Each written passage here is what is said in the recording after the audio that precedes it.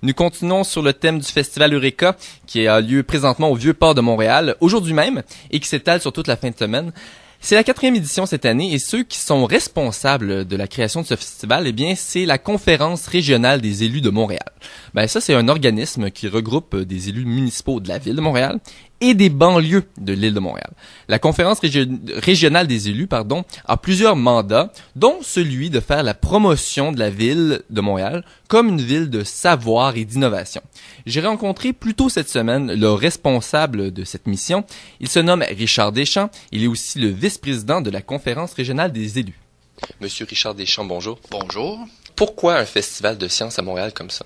Bien, le comité, d'abord, c'est très important de se rendre compte de l'impact de la science, de la technologie, des innovations qui sont faites à Montréal, mais ailleurs aussi dans le monde.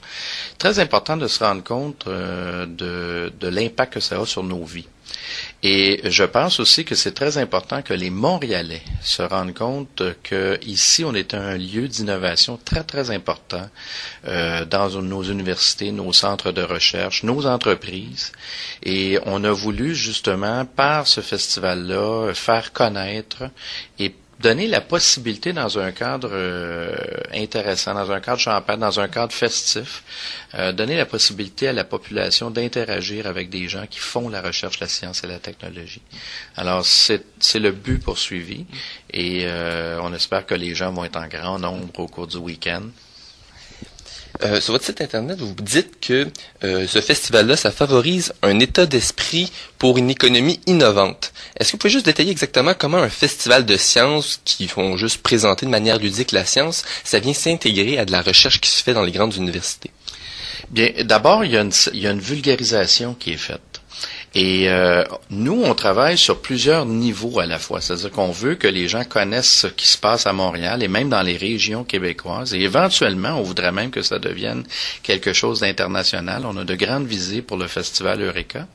Mais en vulgarisant puis en permettant l'interaction, on suscite aussi, on le pense en tout cas, des carrières scientifiques, des carrières technologiques. Il va y avoir un très, très grand besoin au cours des prochaines années. Nos entreprises, dans les différentes composantes de l'économie de Montréal vont avoir besoin de main-d'œuvre et il faut donc susciter le désir des gens à s'intéresser à la science et à la technologie. Justement, c'est qui le public cible du Festival Eureka? Est-ce que c'est seulement les enfants? Non, pas du tout. Moi, je dirais que c'est les enfants de 7 à 77 ans, si on veut reprendre le vieux cliché, mais c'est familial. Hein?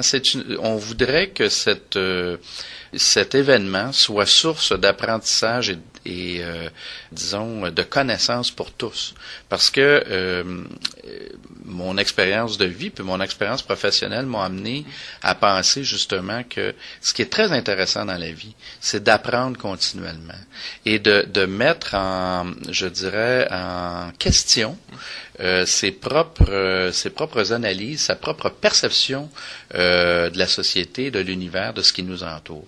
Donc, c'est ça qui est intéressant dans un festival comme celui-là. C'est la possibilité d'interagir, de se questionner, de questionner d'autres, puis d'apprendre. Et c'est tellement intéressant lorsque justement, on peut dire en fin de journée, là, j'ai appris quelque chose aujourd'hui, puis quelque chose dans un domaine peut-être qui n'est pas relié à mon domaine professionnel, mais qui me touche personnellement dans ma vie. Le phénomène des festivals de sciences, c'est relativement nouveau en Amérique du Nord. 2007, c'est vraiment, quand on regarde l'historique des festivals de sciences, 2007, c'est le premier festival à Cambridge, près de Boston.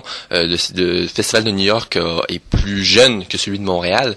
Justement, d'où vient l'inspiration d'un festival de sciences comme ça à Montréal depuis 2007?